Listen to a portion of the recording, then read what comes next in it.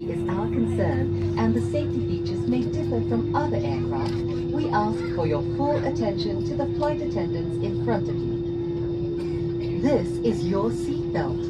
To fasten, insert the metal tip into the buckle and tighten the belt by pulling on the buckle strap. To unfasten, lift the metal flap. Whenever the seatbelt sign is on, you must return to your seat and fasten your seatbelt securely. Should an oxygen mask like this drop from the compartment above your seat, immediately pull the mask firmly towards you. Place the mask over your nose and mouth with the headband tightly around your head and breathe normally. Place your own mask first before assisting others under your care. Your life vest is under your seat. To use it, slip it over your head like this. Clip on the waistband and pull it tight. At the exit before leaving the aircraft, pull the red tag to inflate life vest. Do not inflate your life vest until you are at the exit, as this would slow down the evacuation flow.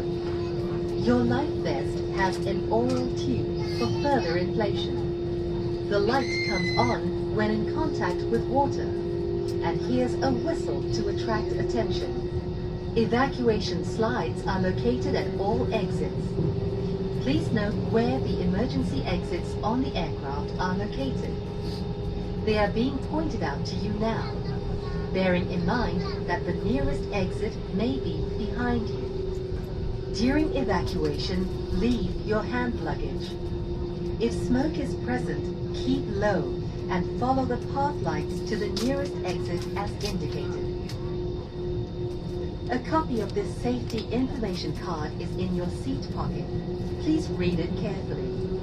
Passengers seated next to an emergency exit are requested to study the operation of these exits in. Hello and a very good evening to our respected lecturer, Dr. Ani Mazina Dewi, and to all of you that attend the class today.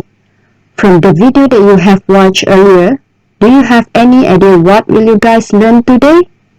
Or do you really believe that we are going to teach you how to become a flight attendant? No, my dear friend, we are here today to share with you all about demonstration and verbal instruction.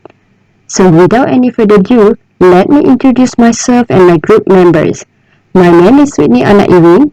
I am the first presenter, followed by Nurul Fatim Nabila binti Fauzi as our second presenter, and Amirul Iwan bin Zabidi as our last presenter. Today, I will cover on definition of demonstration, role of demonstration, the importance of demonstration, three types of demonstration, demonstration complement verbal instruction, and information pairing. So without any further delays, let's get started. Demonstration defined as a method of teaching by exhibition and explanation or experiment. It is a presentation of skill which show how a particular procedure is performed where learner gain input through observational learning and learner perceive the knowledge, skill and develop it into some action. Through this method of demonstration, teachers and demonstrators can increase interest of students and persuade them to adapt recommended practice. Here are some roles of demonstration that everyone needs to know.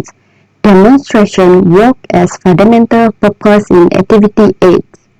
Demonstration is a process of teaching someone how to make or do something in step by step for the whole understanding of the student throughout the activity. The second one is delicate and dangerous experiment involving careful manipulation. Means that by doing a demonstration, we can execute any danger that can threaten life. For example, demonstrate how to choose and use personal floating device as it is essential piece of gear for water activities. The third one is to teach the patient a procedure or treatment. For example, athletes that on rehab process need to be demonstrated on the purpose of the procedure or the treatment. It is include approximate duration of the rehabs and how they can expect the feel immediate after. Another example is coach demonstrate the procedure how to score basketball, means what student need to do correctly to score a goal. The last one is use of costly apparatus. For example, coach demonstrate how to store the synthetic twisted rope properly so it can be used for long period of time and it cannot be broken easily. Next, we proceed with the importance of demonstration, especially in teaching and for student understanding. First of all is a visual pathway for students. Everybody has heard the old saying that a picture paints 1,000 words. Demonstration offers the athlete visual pathway to kinesthetic learning that translates to correct execution of a skill or technique. When you stand as a coach in front of athletes, the picture you paint will assist or detract from their skill and technique development. Coach must use correct demonstration whenever they show their athlete how to improve their technique. The second one is demonstration is not limited to the personal instruction. Taking advantage of video analysis, showing athlete performing the skill increase the athlete awareness of his or her movement of the skill. With mobile technology, coach can use recording to show the athlete how they execute of the skill compared to the desired outcome. Seeing themselves performing the skill or technique help the athlete strengthen visual pathway, and using mobile technology does not demand extensive time or expense. For example, coach record their student in frisbee match. When the match is end, they will do a post-mortem to check what mistake they did during the match and improve it during training section. Next is demonstration easier to pick up. Briefing is the most important point of session when group is instructed to the activity.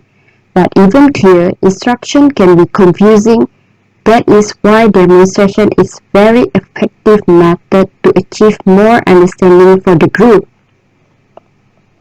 It is easier to pick up action movement than just being told the step verbally, which could get quite confusing and hard to understand. Example, after demonstrating the activity or technique, you as a coach can encourage or ask learners to try it for themselves and see if they can get it right.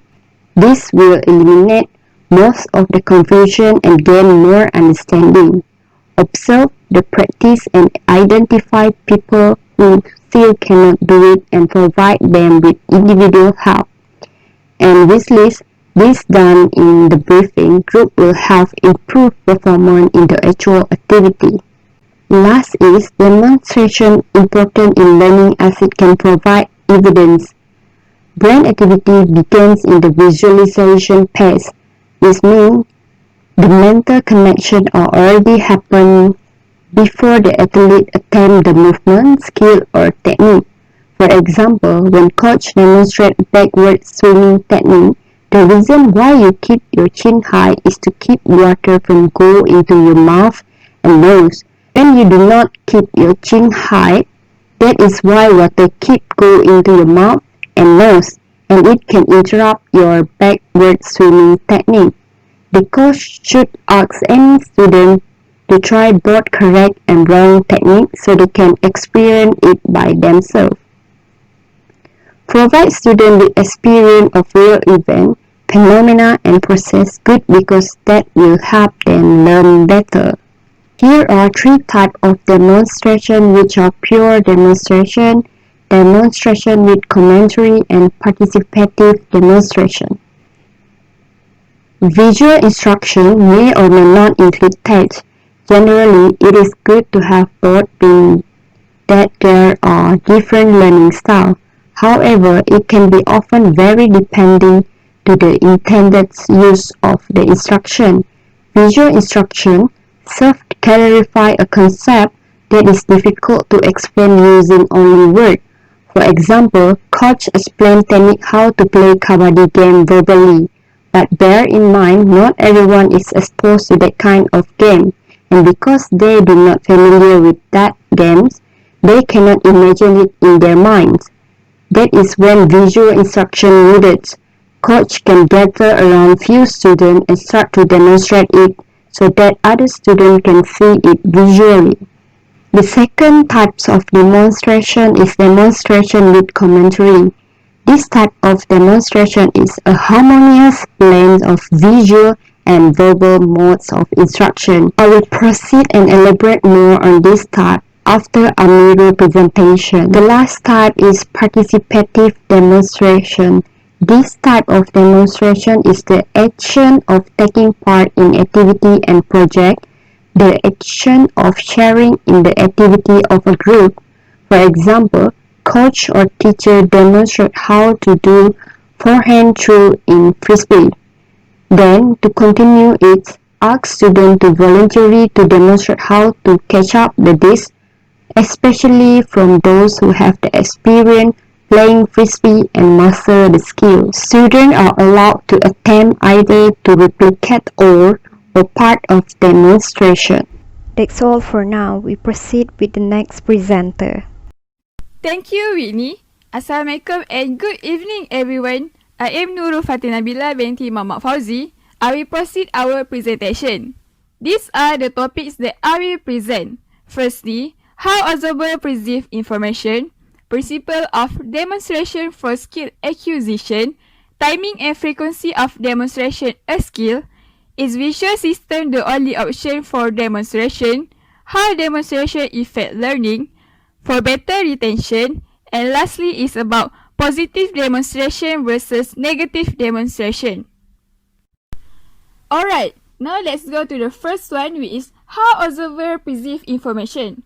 According to Scurry and Newell, the observer perceive the invariant features of the coordinated movement pattern in order to develop their own movement pattern to perform the skill. There are two types of demonstrators that the observer or learner will perceive. Firstly is the novice. A novice is someone new at performing or doing something. In other words, we call them the beginner. They are new and inexperienced in sport and would like to learn how to play the sport. At here, we will see how the learner perceive from the novice. Firstly, research shows that learners can derive learning benefits from observing others novice practice a skill. It means that the learners can learn from the novice while they are practicing together. This is suitable for them to learn as they are somewhat in same level which they are both the beginner in that sport. For example, while doing a basic skill in forehand technique in tennis, the learners will observe and then follow the novice on how to do it. Second, the learners will discourage the imitation of a skill model's performance. Skill model performance means that a performance that are performed by a very skillful athlete. For example, in basketball we have Kobe Bryant, who is famous for being one of the best basketball players in the history of the NBA. He played guard for the Los Angeles Lakers for 20 years. He was known for his tough defense, vertical leap, and ability to score winning baskets at the end of the game. Basically, he is very skillful in basketball. So, the learners found out that it is better for them to just follow the novice as their practice is more easy and achievable to do it. Third, it will encourage the learner to engage in more active problem solving. This is because when the novice do some mistakes while they are practicing together, the learner will learn on how to fix and correct the skill. Eventually, the learner will learn more on how to do it in correct techniques of the sport. Okay, now we will go to the second type of demonstrator, which is the expert. As you all know, the expert is a person who is very knowledgeable or skillful in a particular area. At here, we will see how learner perceive from the expert. Firstly, expectation of higher quality of performance.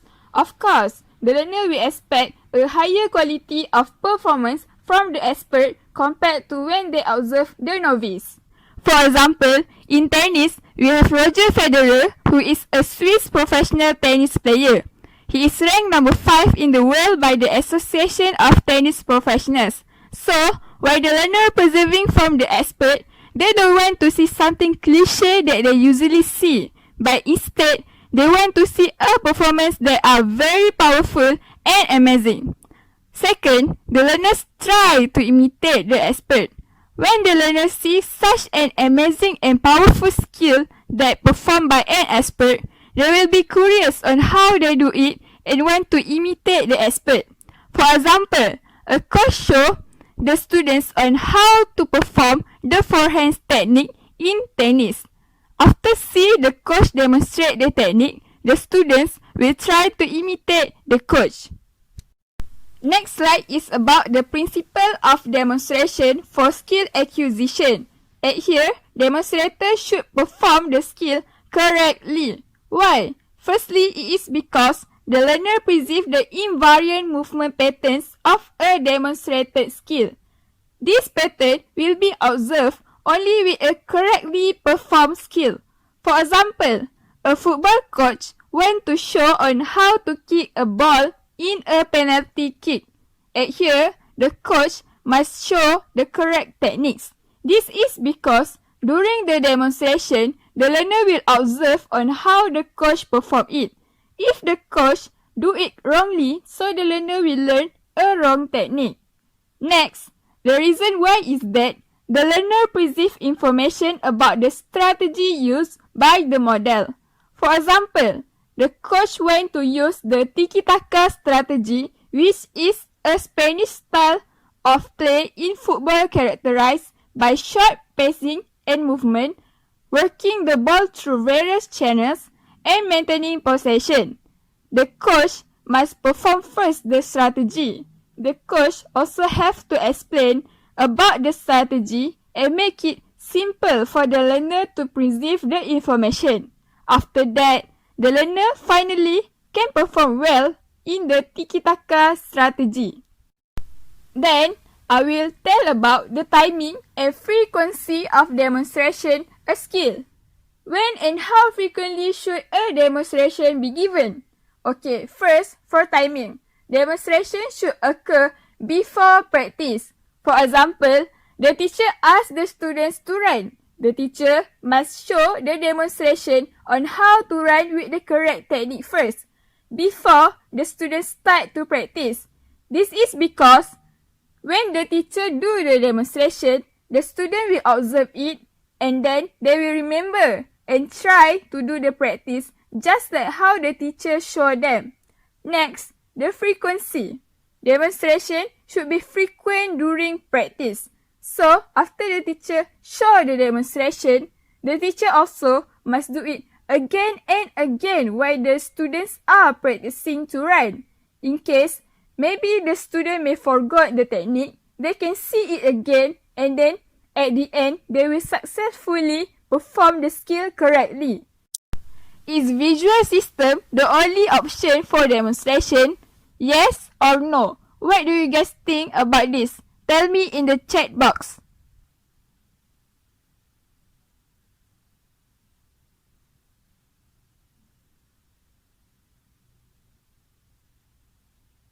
Okay, I see some of you say yes and some of you say no.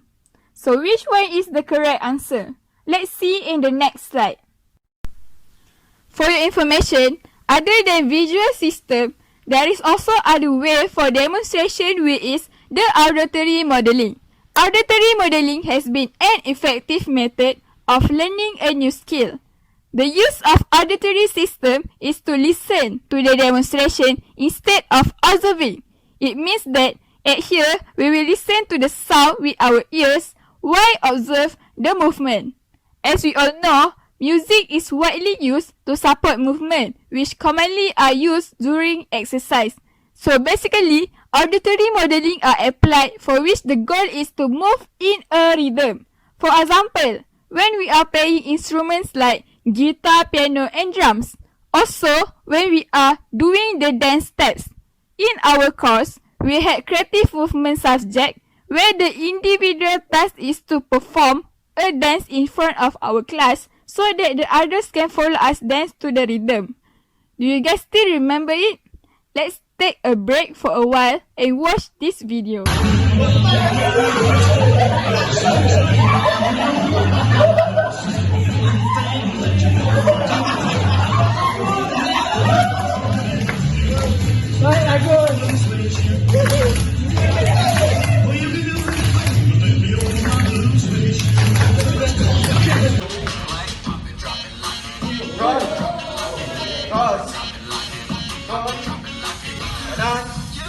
Kanan, kanan, kiri, kanan, kiri, kiri.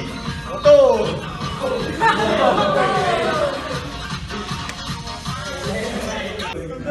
Music please.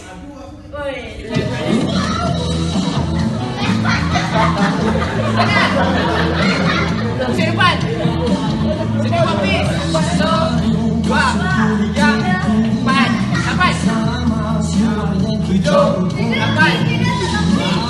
4, 8. 7, 8.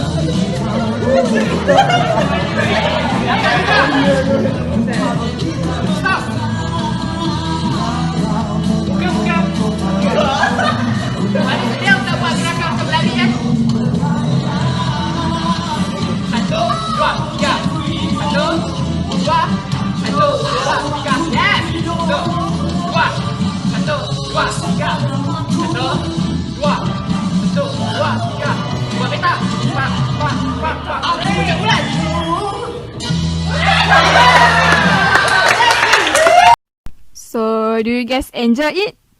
I would like to say thank you to the people who are so lucky to be in this video. Everyone did a great job, such an amazing performance, right? So, that is the example of demonstration in auditory modeling. Continue with the next slide, which is about how demonstration affect learning. At here, we apply the cognitive mediation theory. According to Albert Bandura, when a person observes a model, they translate the movement information observed into a symbolic memory code that forms the basis of a stored representation in memory and use it when the observer performs the skill. The purpose of cognitive processing is for the brain to rehearse and organize the data. There are four processes involved in the cognitive mediation theory, which are attention, retention, behavior reproduction, and motivation. I will explain each of the process one by one. First one is attention process, where we stimulate the focus. At here, learner will observe and extract information from the model's action. This process is when the learner learns from a model when they recognize and pay attention. It happens when the learner focuses directly. The second one is retention process, where the rehearsed code happens. The learner will restructure the information to be stored in symbolic code. This is about how well the learner remembers. It consists the ability of the learner stores an image of the demonstration. Third is behavioral reproduction process. It is also known as motor reproduction process. Here is where the practice feedback happens. It will translate the memory code of observed action and turns it into physical action. After observing the model, the learner must imitate the model actions. This can encourage the learner physical ability to replicate the process.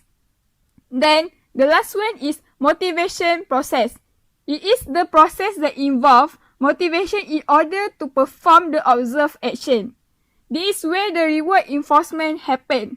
The learner will be motivated and able to exhibit the model behavior if positive incentive or reward are provided. Let me give some example of each process in this social cognitive theory so that it will make you guys more clear on what are the process. So, imagine a situation where students and teacher in a physical class. When the teacher demonstrates in front of the class on how to dribbling in basketball, the student will pay attention to the teacher, right? This is what we call attention process, which is the process number 1. Next, student process the information and remembers it. This called retention process, which is the process number 2. Then, teacher asks the students to repeat the technique on dribbling in basketball. This is known as behavior reproduction process, which is the process number 3. Lastly, if the students able to perform it correctly, they will be rewarded by the teacher. This is known as the motivation process, which is process number 4. These are the example of the 4 process in cognitive mediation theory. So, that is how the demonstration affect the learning. Move on to the next slide. What we have to do in order to have a better retention? As I mentioned before, retention process is where the rehearse and code happen. The learner will restructure the information to be stored into symbolic code, where at here is about how well the learner remembers. To make the learner better at remember the skills, there are 3 ways to use. First one is using slow motion. There are some applications enable us to use the slow motion of a skill performed. For example, we can use Coach Eyes. This app is used as an analysis tool for athletic coaches and their athletes to improve technique and physical performance. For example, in baseball, it can record a pitcher's release, track the ball in slow motion, including the moment it strikes the bat, and use in-app tools to analyze body positions, diagram plays, and many more. A coach are advised to use the apps in the class, as it will offer the learners some feedback for self-reflection and improvement. Alright, this is my last slide. At here, I will show you guys about the positive demonstration, which is in the pink color, versus negative demonstration, which is in blue color. Okay, let's take example of when a demonstrator show a demonstration of lifting a box. You can simply see on these slides. If the demonstrator show a proper execution, then the correct mirroring will happen. But if the demonstrator show improper execution, the incorrect mirroring will happen. So, it is very important for the demonstrator to know the correct techniques first before demonstrate the skill. This will prevent the learner from perform the wrong technique. That's all from me. If you guys have any questions to ask, please do ask at the end, okay? Thank you. Proceed with the next presenter. Assalamualaikum and a very good evening to all of you. Okay, my name is Amirul Irwan bin Zambidi, and today I'm going to present about verbal instruction. Okay, for my slide, I will discuss about what is verbal instruction, what is verbal instruction and attention, uses of verbal instruction, verbal cues and function of verbal cues.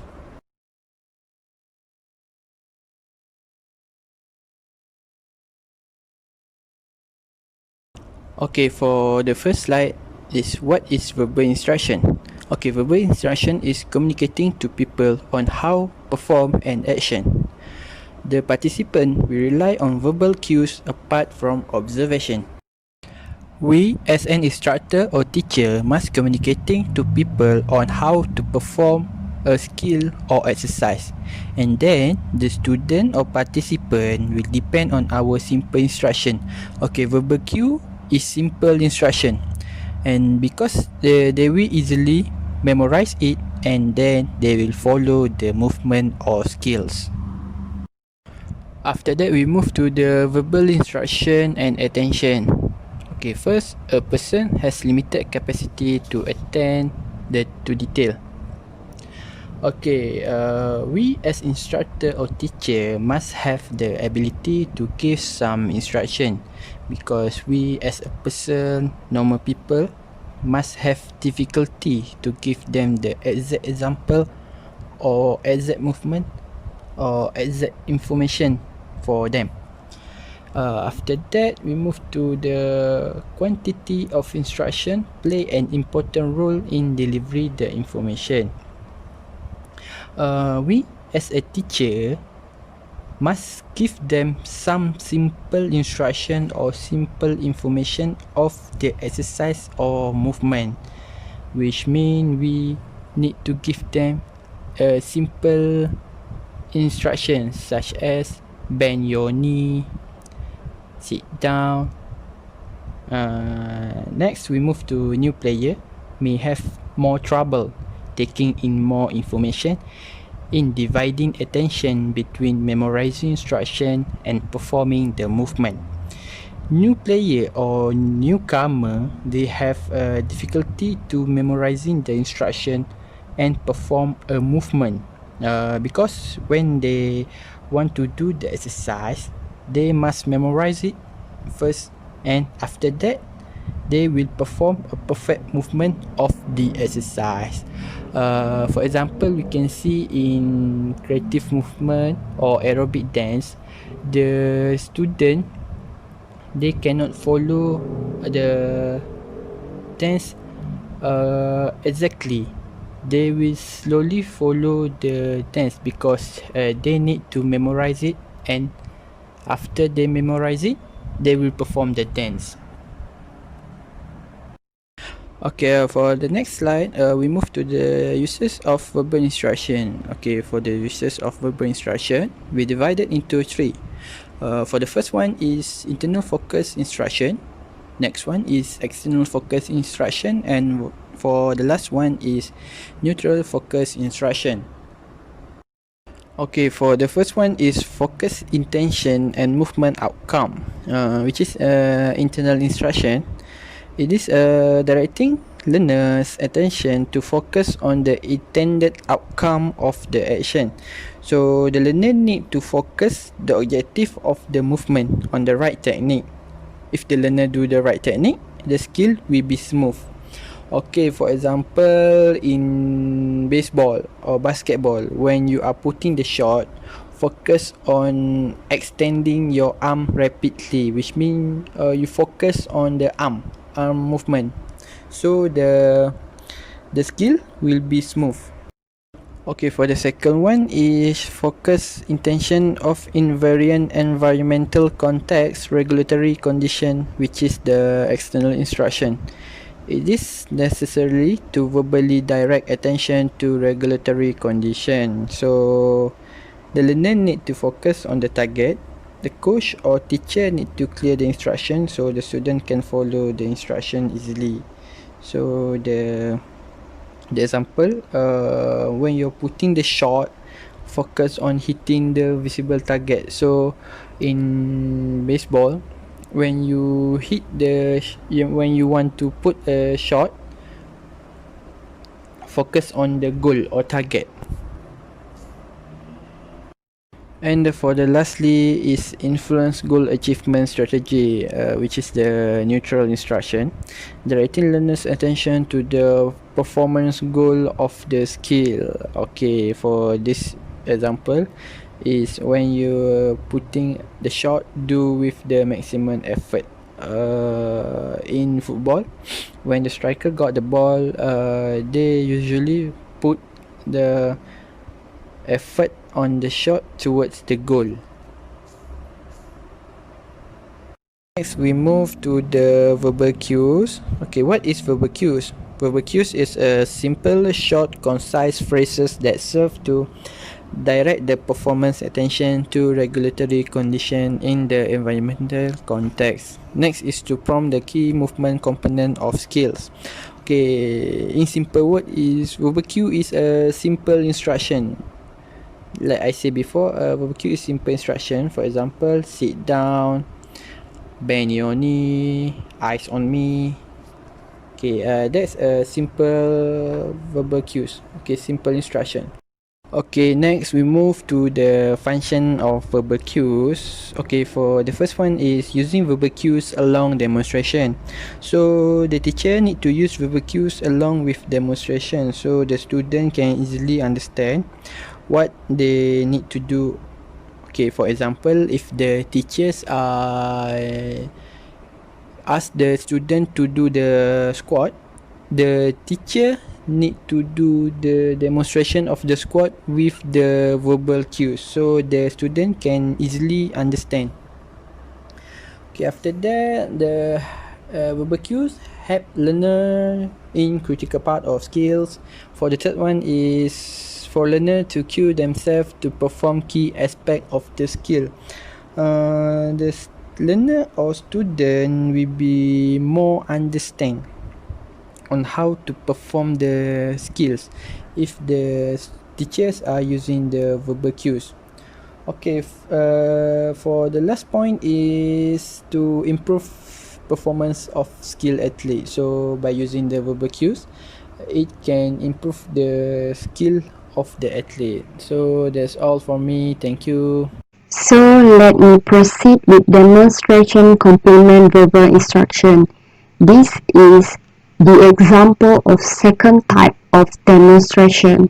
When used, a proper demonstration can be a great way to complement our verbal instruction and make our word more memorable. Here are instructions. Direct attention to critical implements of a demonstration. For example, teacher show full demonstration technique on how to hit the ball by swing your racket backward and then forward. When the teacher say brush the ball, mean the racket start moving from low to high where you want to get the top spin. The racket should be dropped down position and it's going to around waist high, and racket should be moving from low to high as you coming through the shot, and your racket overall is going to brushing up and moving up to the ball. So when teachers say brush the ball, you already know how to perform it and automatically do it. That is what we call directed attention. You perform the specific technique that needed on the situation. The last one is pairing information. When information pairing, it will help learner recall pair information from memory when either cue is presented. Either teacher swing his or her racket from low to high drop down position without saying any word, student will automatically know what is it. Or when teacher do the opposite, which say brush the ball, student know how to demonstrate the technique. I think that's all from our group for now, and I hope you guys learn something good and apply it not only in teaching but in daily basis. Any question regarding to the presentation will be continued in the live session later. Thank you everyone.